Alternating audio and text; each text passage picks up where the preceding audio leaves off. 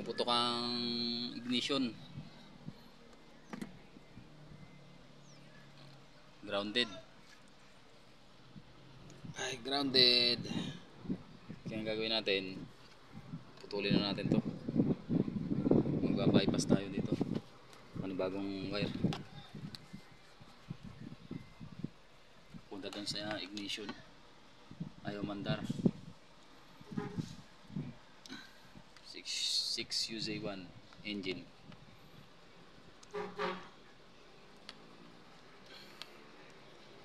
Dito ng wire.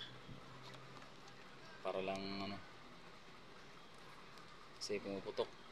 Fuse.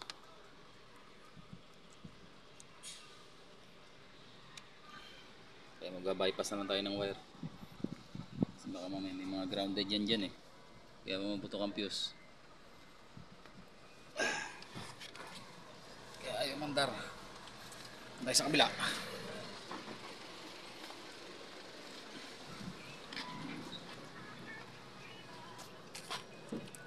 Narap na natin ang grounded. Wala naman ito sa baba. Sa taas.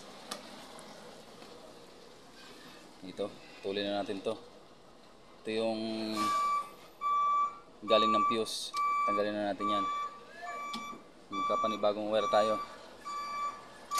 Yun. Yun, yes, andar na. Pag yung dati kabit mo, ito, puputok ko lang fuse. Dito na tayo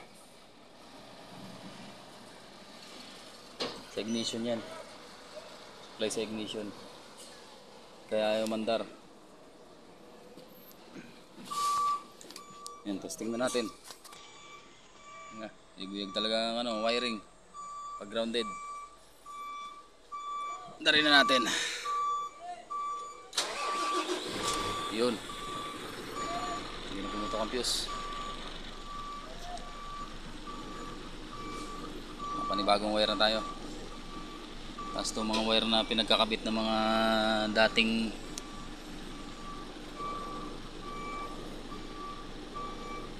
nag-wiring, tatanggalin na natin to para iwas grounded. Dilinisin natin yung wire na yan.